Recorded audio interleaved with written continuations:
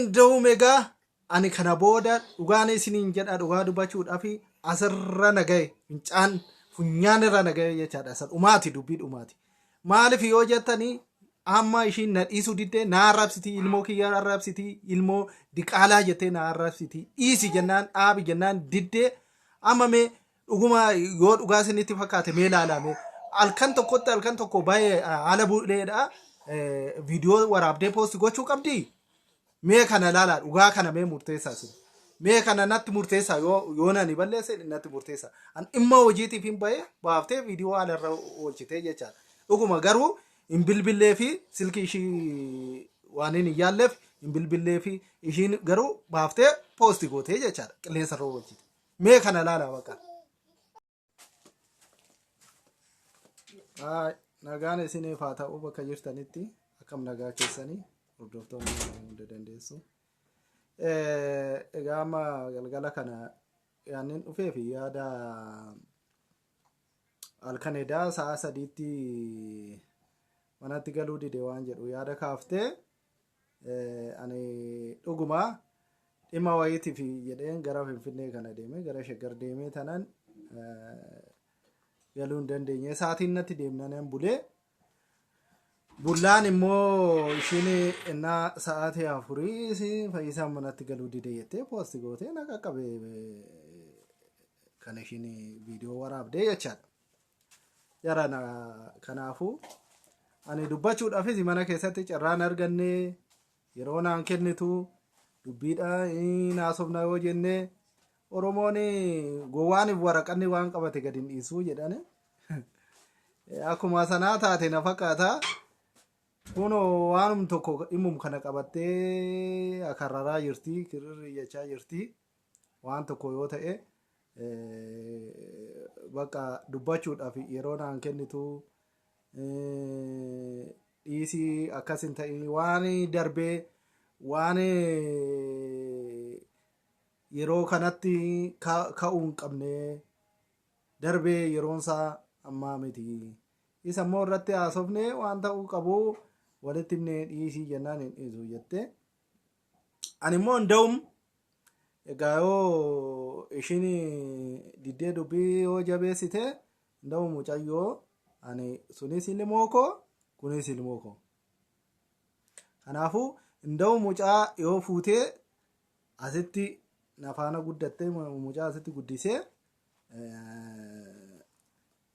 malee jedhee tananii dubbii ishiin cibsinaan kana waleenyu jennee jirra kanaaf amma akkamitti akkana naan jetta akkamitti nda'uma jecha hin taane dubbattee diqaalaa jettee diqaalaa kee fiddee akkamitti guddisi naan jettaa naan jette maali silaa namuma oo ilmoon namaa namuma dhalattee hooni edda dhalattee quba namni ofirraa muraa jiran quba tokko quba kana nan barbaachiftu jedhee quba kana ofirraa muruu danda'a. Hin danda'u.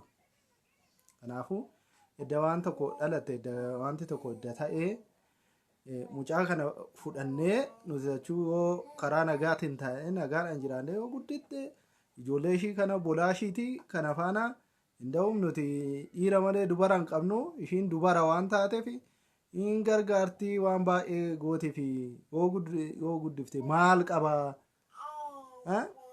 Oo garaa bal'atte maal qabaa jennaan dubbii ittoo akarraraa dhuftee ani immoo mucayyoo nan fudhadha malee jedhee tanan jala dhaabadhee jira jechaadha. Naarsitee ishiin jennaan. Tu dubbii jabeessitee bakka miidiyaatti baaftee dabaabaayii baaftee jette inda'u mucaan kun dhuftee asitti guddachuu qabdii jedhee tanan jala dhaabadhee jira jechaadha.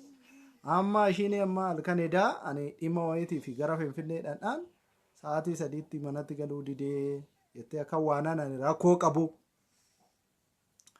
akka waanaan rakkoo qabu akka waanaan dhimma biraatii deemee poosti goote kun gaarii miti egaa mucaanis dhuguma irra kisaan han beekaa garuu waan humnaa ol taanaan hin bule malee jaaladheetii miti baay'ee ala kan hin bulu jechaadha.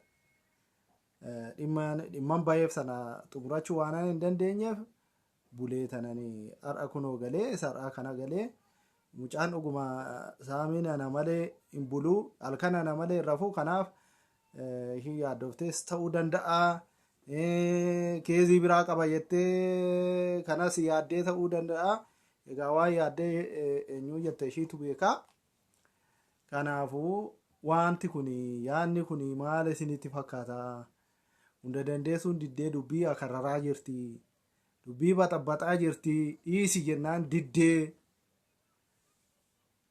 Amma ka'ee ishiin dhageesse ishiin bartee kana dhageesse barte jedhee tananiin moo komiti jedhee haqamoo maal gochuun qaba? Amma namni namatti himuu itti hime ijoollee hiriyaa ishiititti si hime kunoo miidiyaa irratti viidiyoo kana waraabee hime ammumayyuu ollaa bunan dhuga maal jettee ishiin gadi baananiin gara warra ollaadhaan viidiyoo kana waraabuudhaaf ka'ee jecha waan tokko yoo ta'e daftee bakka miidiyaatti dhiyeessuudhaaf muddamti eenyu jetti. Kanaafuu naa gorsaan isiniin jedha jirana ani taayitii naasofnaa taayiin dubbannaa yoon jedhe dubbiidhaaf bakka kanuma kaafti ishii mata dureen ishii ajandaa ishii waan hundumtuu kana namni yoo dhufe waa'ee kanaa taasofti mana keessatti yoo naan oola seenee waa'ee kanaa haasofti ala bahee yoon galee waa'ee kanaa haasofti bakka yaaddoo guddaadha jechaadha. Yaaddoo guddaadha. Maal jarana namni isa kaleessa darbeessa waggaa meeqaasa waggaa 8 har'aati jedheeti har'a jireenya ofii jeequu qaba, bultii ofii jeequu qaba, mana ofii jeequu qaba namni maal nagaatti yoo jiraata. Kanaafuu obboleettii keessan kana gorsa yoo isinii dhageesse dhiisi jedhanii homaa naman fayyadu kun amma wanti darbee homaa naman fayyadu. Bishaan darbee waraabanii saami xuuxoo afaan beebii wanti darbeera wanti ta'eera. Kanaaf jedhanii immoo namni sammuu ofii dhiphisuun qabu, namni jireenya ofiis jeequun qabu.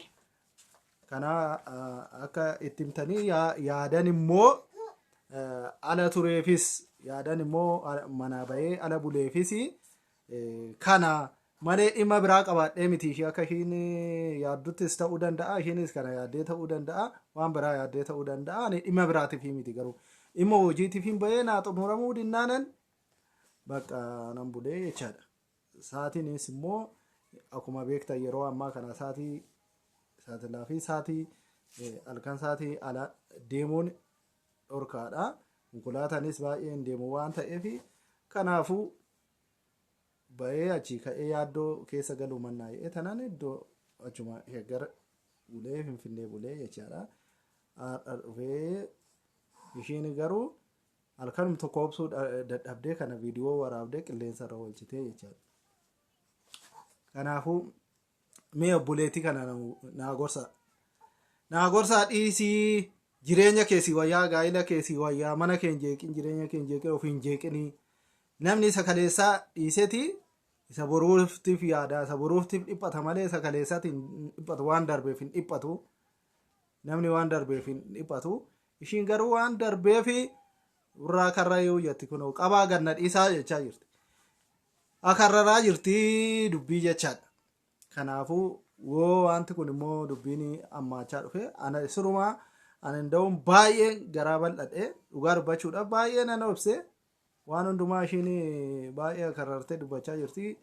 Ishii haa ta'uu silamma dhageesseef ishiidha sila haaraa ta'e jedhee tanan inumaan callisee obsee tanan zimmi jedhee garuu amma dhiisuudhaaf nafaana teessee haasaa gochuudhaaf fedhiidhumaan qabdu jechaadha.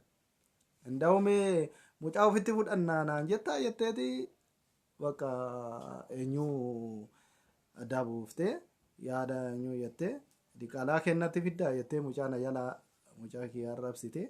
Kanas jechuun hin qabdu jedhamu akkasii namni tokko dhalate namni tasa dhalatu hin jiru karoora waaqatiin dhalata hundumtu. Kana yaada keessan kaafiitii mee gorsa yoo isin dhageesse dhiisi jedhaanii yoo isin dhageesse warri hiriyoonni ishii isiniin jechuu barbaade tanani dubbii isinitti hin dheeressu kanuma nagaa fayyaa naa ta'a nagaan jiraadha.